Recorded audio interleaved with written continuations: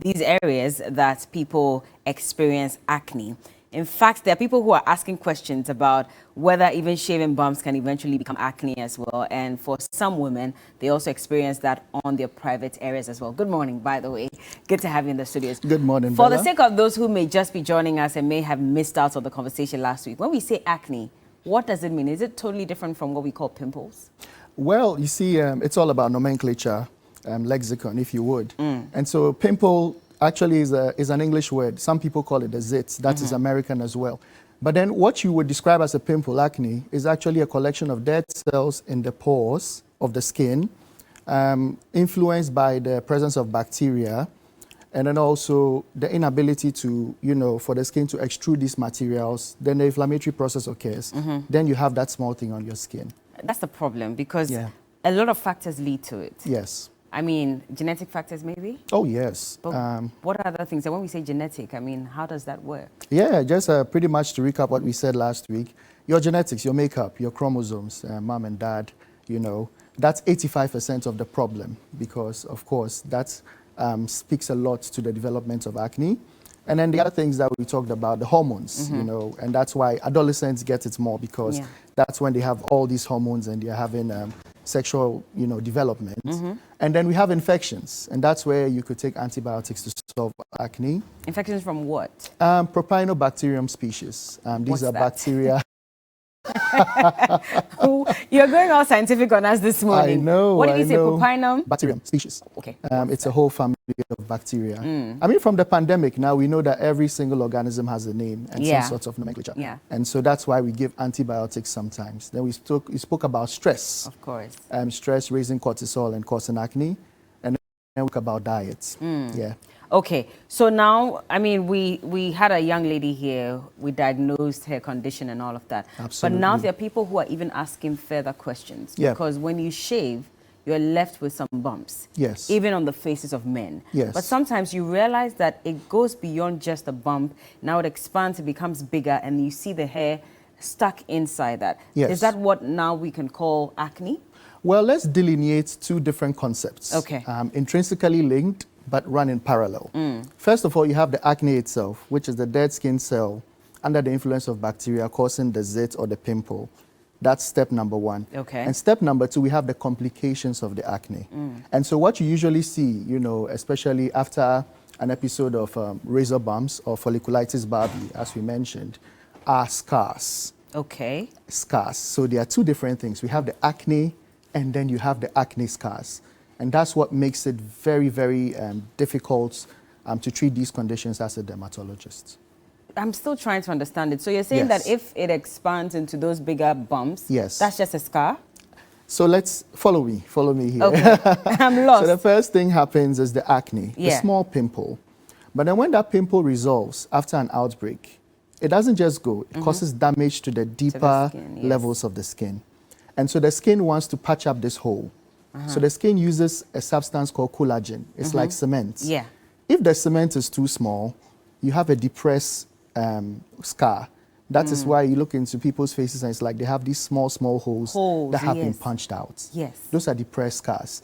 And if the those cement... are as a result of acne, by the way. Also as a result of acne. Okay. And if you have too much cement, collagen, I mean the technical name is collagen. You have too much collagen, then you have a keloid. Yeah. Which is a razor bump that sometimes you see along the areas that and even on shave. people's faces. So you see that they're like very rough, surfaces on their face. Yes. That's what we call the after effect of it. That's what you call the acne scar. Is that what we're seeing on the screen? Or this is acne in its early stages? Yes, this is still acne vulgaris. Okay, in its early stages. It's still in its early to mid stages. Yeah. You can see there's a bit of scarification. But it's more of depressed scars and a few areas of pigmentary changes. Okay. And you can see there's some dark spots over there. And so that is hyperpigmentation.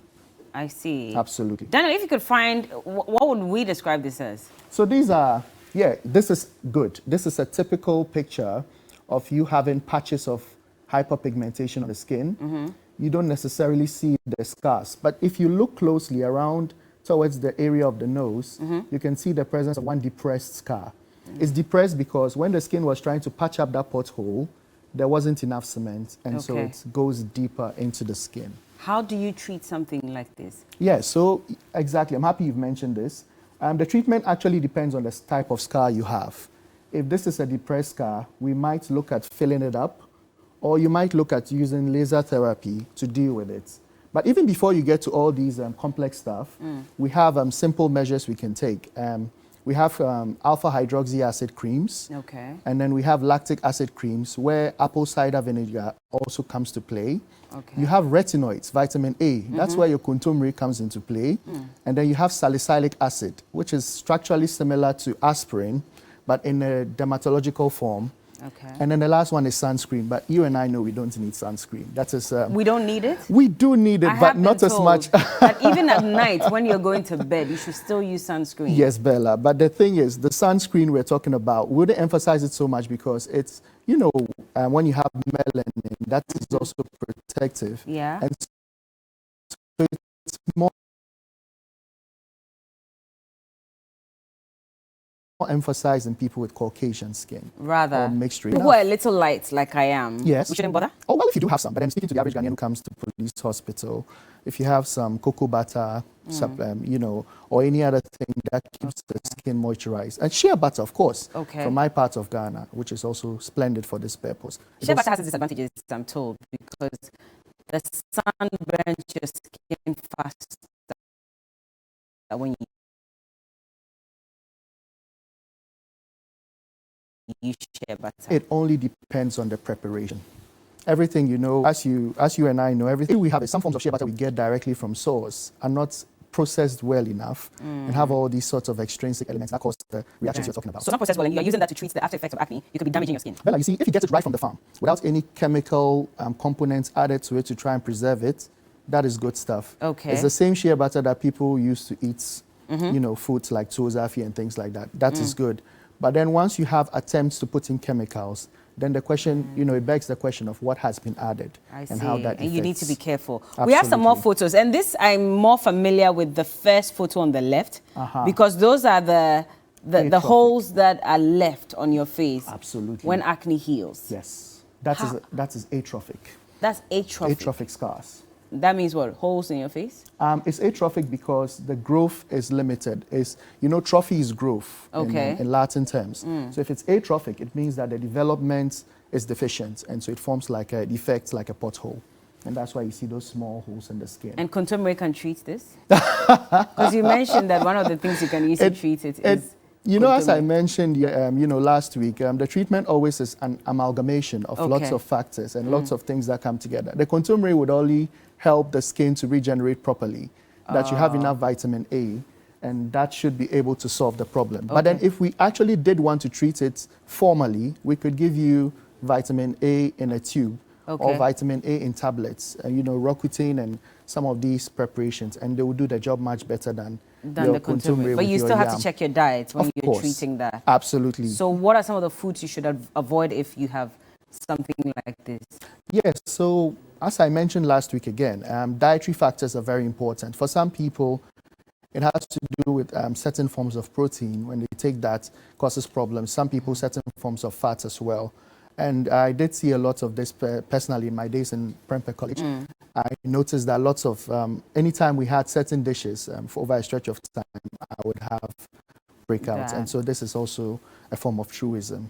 Well, maybe women will take more time in treating their skin, but a man will tell you that a man is born to be fearful and ugly. And so there's no point in doing anything to protect their skin. If you have to give them an advice, what would it be? It is the paradox of life, isn't it? You know, you have a lovely young lady. She has the toner, she has the cleanser, she has the makeup, she has everything.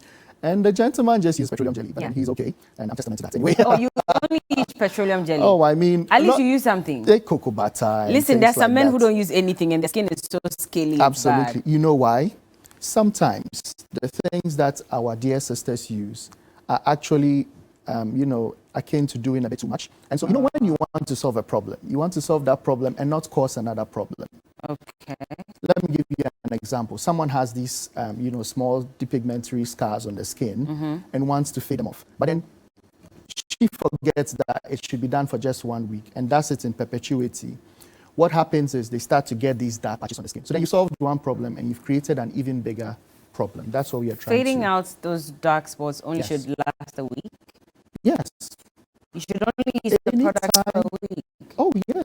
Some products we give, like steroidal preparations, you would want to not go beyond a week or two. It's under strict medical supervision. Okay. But then sometimes, sadly, you see our dear sisters have it in their creams and their collections, and they use it for like years on end. Wow. Leading to conditions like exogenous ochronosis and skin bleaching changes and things like that. How long should I use my toner? For as long as I use my moisturizer and my cleanser? Your Or are there moisturizer, time your toner, limitations? Yeah. those are dermatologically inert substances. Okay. They just stay on the skin and moisturize. Yeah. But anything that is of pharmaceutical grade that is supposed to treat something should be used under a regulated period of time. I see. Well, call us, share with us what your concerns are. If you're also suffering from acne and you need some help, well, Dr. Yambila is here and he will teach you what to do, or if you require even further treatments, then he will let you know exactly where to go. So the numbers are on our screens right now.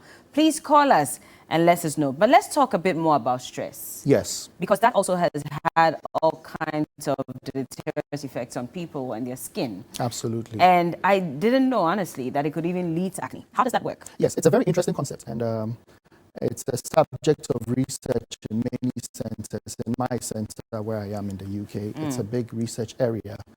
And that's just because, especially in ladies, because if you look at the way God made us, ladies tend to have more hormonal components to them than gentlemen do. And that's just the beauty of it. And so once you have the stress hormone, cortisol goes up in the blood. It deranges the other hormones, progesterone, estrogen, and the androgens. These are the androgenic hormones. These are testosterone and things like that. Hold on with that. We'll explain further. But we have a caller. I don't want to keep him waiting. That's Sunny from Kumasi. Good morning, Sunny. Good morning. Thank you for joining us. What's your concern? Doc is listening. Okay, I have blemishes on my face, but I don't know how to treat it. Doc. So I want you to help me with it. Okay. That's, if I had one CD for every time I was asked this question, I think I'll be very rich by now. But this is the answer. There is no panacea, single silver bullet to solving all of these problems. And all of them have to be approached by in a case-to-case kind of scenario. Okay. And so maybe she sounds like a teenager to me, and so she might just benefit from some of the lifestyle changes. And now we have dermabrasion, and then we have chemical peels that we can give you, and then once you apply them, it helps to deal with acne scars. Okay. And so yes, the word would always be get to the hospital and let's see. Go see a doctor. So Absolutely. please, Sandy, go see a doctor close to you, a dermatologist to be precise, so they can recommend something for you. Yes, we're talking please. about stress and how it works. Exactly. And so once cortisol goes up, the androgens, androgens are responsible for the beard.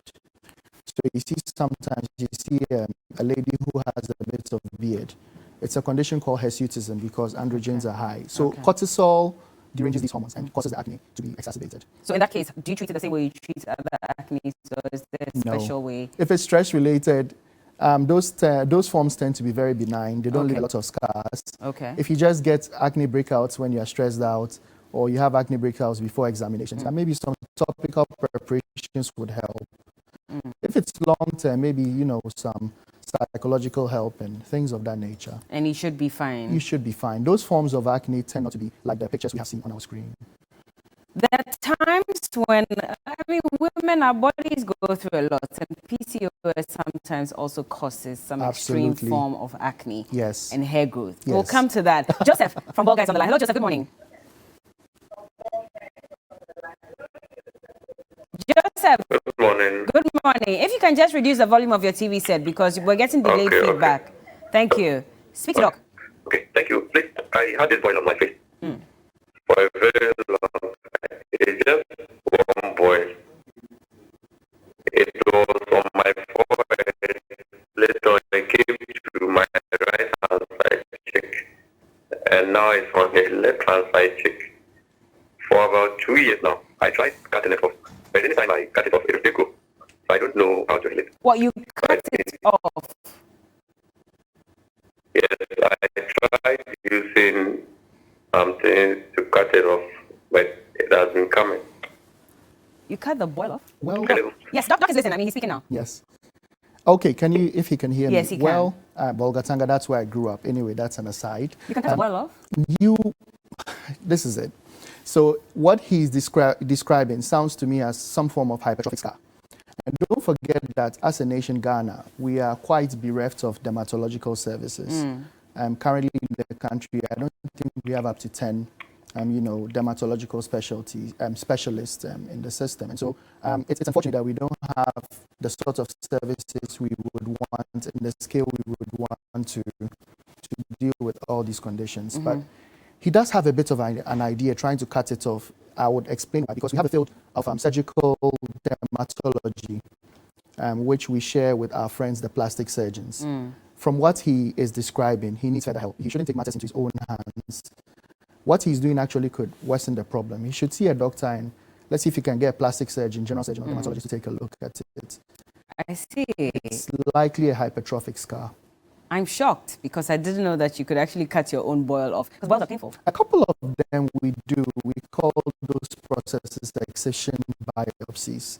We could have wide local excisions and other things. I see. Exactly. Okay. Even before we go into the discussion about PCOS, when it comes to treatment of acne and trying to get a smooth face, Yes. there are some beliefs that the sperm can be smeared on the face and that makes your face smooth. I did have a feeling this would pop up one day. Well, is yes. that true? This is it. Well, most of the things that we want to apply on the skin have collagen. And so the main issue is with every treatment modality, you want to do a cost-benefit analysis. What you have said is true to some extent. Seminal fluid has some of these collagens and things. Okay. But then the question is, what is the risk? Would you rather cure your acne and have and have warts on your skin? You can have warts on your face from sperms? Of course, because semen is a conduit for all sorts of microbacterial agents, parasites, viruses, bacteria. And so that is why we would not want to say these things on a whole scale. What could the warts do to your face, by the way? The warts have this cauliflower appearance. They literally engulf a portion of your skin, and sometimes up to 5% of the total body surface area.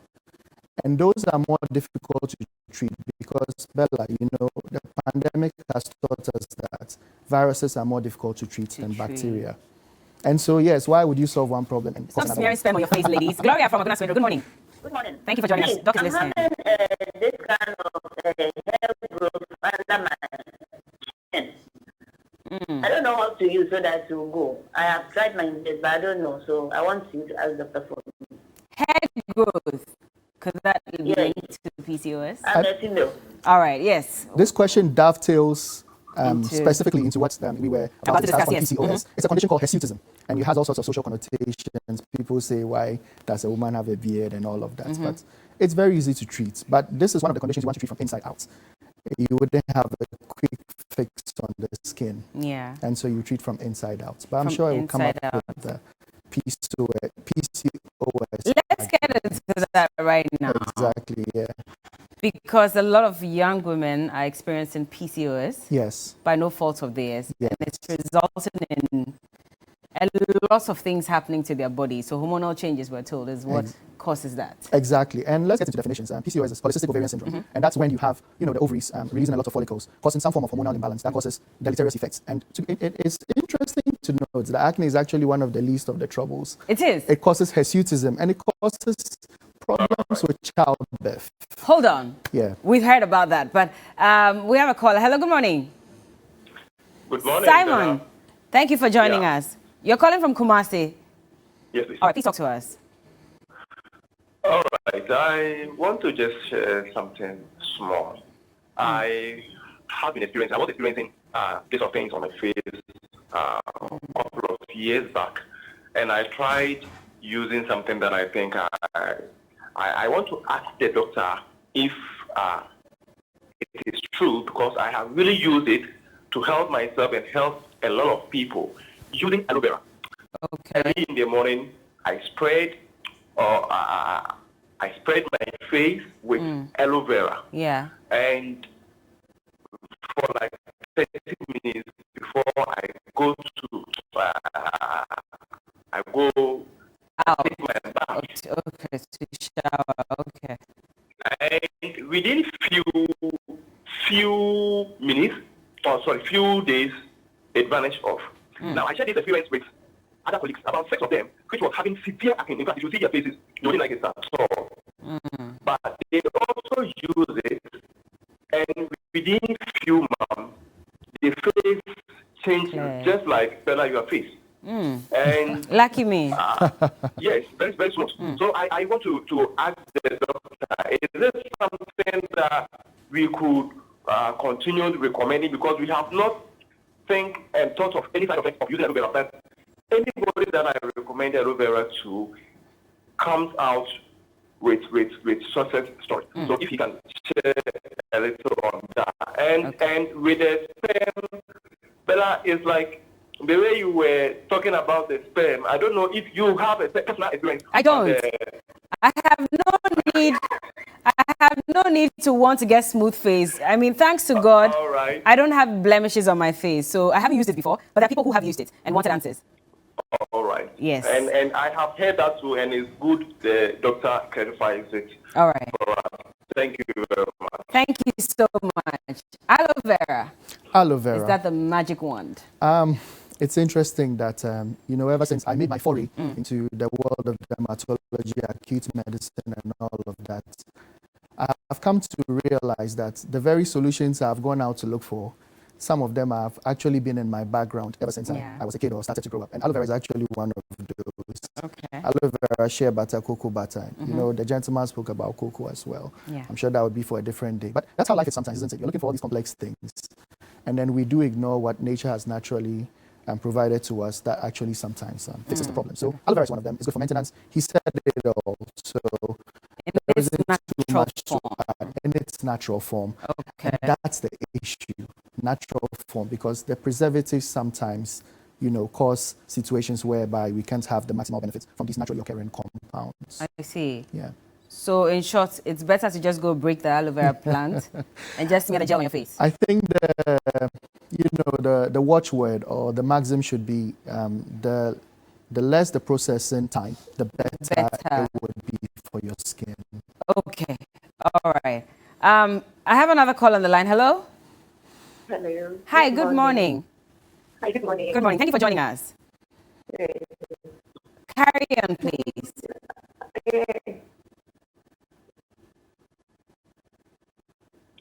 Carry on. Hello? I think we lost that call, unfortunately. Forgive us for that. But you can also call us and ask all your questions if you have any opinions to share. If you're also a dermatologist and you want to add on to the conversation, we'll be glad to hear from you. But I'm here with DSP Yembila. We're talking about acne. But we dovetailed into PCOS and how that may be related to the development of acne as well. Yes. We're talking about how that even leads to difficulty in childbirth. Oh, yes, polycystic ovarian syndrome. Because you see, nature is such that for you to be able to ovulate and then have fertilization, all these hormones have to be in equilibrium, in a peaceful state, in a balanced state. And so PCOS causes difficulty in attaining this hormonal balance. And that is what causes a lot of young ladies to be unable to have children easily without any intervention. Easily. So it doesn't mean that you cannot have kids at all. No, not at all. It doesn't then mean you you face can't. challenges. There are some challenges. And for some women, it's in varying degrees. Yeah. Michael Nyako from Accra. Hello, good morning. Good morning. Thank you for joining us. What do you have to say? My problem is I have keloids all over my body, and I just don't know the treatment for it. So I want doctor to let me know the treatment for keloids. Okay. This is a big problem, and also it's the bane of lots of African men. Even though we have melanin that protects us from skin cancer, the flip side is we do tend to have lots of keloids. So it happens only in African men? More in African men, predominantly. Lots of Caucasians also do get it. It cuts across all races. Okay. Black men tend to have it a bit more. All right. And so once you have a keloid, it's defined as a hypertrophic scar. We usually use injection therapy. We have the compound triamcinolone, and we inject it directly into the keloid or the bump, and that takes care of it. As in, so eventually it cuts off on its own? It does fall off on its own because it becomes bereft of blood supply, and the whole architecture of the bump is such that it responds to that treatment and falls off And naturally. falls off. So Exactly. you cannot use any natural products like we're talking about aloe vera. You cannot smear on it. No. First to go? No. Once it has formed a keloid, it has to be dealt with. has to- okay. It has to be dealt with surgically. How expensive is this process? Well, to be honest, I would look into that and let you know because, Okay. I haven't really settled. I'm still in the Okay. process of getting all of these Okay. pieces of knowledge together. So I would let you know. How do you treat acne that develops from PCOS? So the acne that develops from PCOS has a slightly different approach. And I'm happy you brought this up because in medicine, it's very difficult to have one single treatment for every form of. Not to cut you, we'll still have to talk about this, but I don't want to Absolutely. keep our caller on the line. This will be our last caller for this morning from Bolga. Good morning. Good morning. Thank you for joining us. So Doc is listening. Please, my name is Monica from Boga. Okay. And then, if I want to find out something, it said that if you're having black spots on your face, you can use lime and lemon or cementage. Lime and lemon or what? Cementage Tomatoes. Okay, okay. to clean your face. I want to know whether that is or not. Okay. Lime, lemon, tomatoes. Do they Oh, work? yes. As I mentioned earlier, the fact that nature sometimes gives us solutions to these problems. Most of these have some forms of acid in them Yes. that we actually concentrate to put in some of our creams. For example, I mentioned alpha hydroxy acid, which is very, it's found in tomatoes in large quantities. That's why you have the tomato peels. Lime also has a good amount of ascorbic acid, which is good for skin regeneration, as well as some lactic acid, which also helps to deal with the bacterial component. So, I see. yeah, what she said is entirely true. But sometimes when you even put lime or lemon in your armpits, you know, people do that also Yes.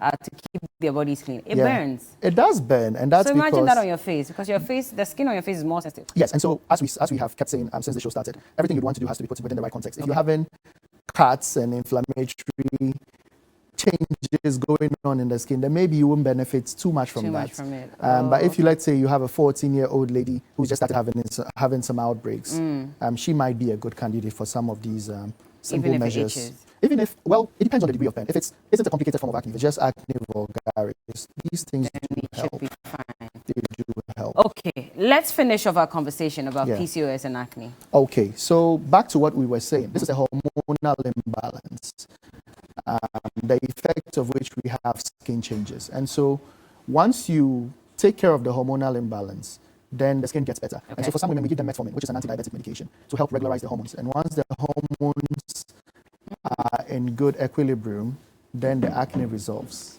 Anti-diabetic, but you're using that to control hormones. Oh, yes. Because, the Does it thing not about, confuse the body? not at all. The thing about medicine is, it's interesting how one drug in one place has a different purpose in another place. Let me digress a bit. A drug like omeprazole was first, not omeprazole, the other one. It has escaped me.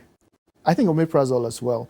It was not intended to be used for ulcers. It was intended for something else. And then Now they we found treat the effects to be useful in ulcers. And I so now we see. use it to treat ulcers. So once you have acne and you've been diagnosed with PCOS, you cannot just go about applying those creams and expect that it will clear the face. Because that is a more severe form of acne that might need even gynecological help or help from an acute physician. I see. Yes, because your acne is not just because of the skin changes, it's because of something that's happening inside of the body. Final advice on the need to take care of your skin, especially on your face. What would you say? Well, I don't know why my bias is always towards teenagers and young ladies. But the thing is, sometimes acne is just a phase. And that is it for most of the cases, up to 85%, 90%. It's just a phase, when in high school you have these breakouts and just sort of sorts itself out with time. And so before you take matters into your own hands, let's be sure what you are applying to your skin. Okay. Because you don't want to treat your acne and cause scars that would last you an entire lifetime. Okay. And then see your doctor. Sometimes antibiotics is what you would need, and some skincare routine changes. All right. Then things do work out properly. Thank you so much. DSP Ayambila has been our guest this morning. We've been talking about acne and how you can treat it. A few nuggets of wisdom for us this morning. So please take better care of yourself. We have Diana Hamilton joining us this morning on TV3 Newday. Look forward to to that conversation. Thank you so much, Doctor. We'll be right back. Keep watching.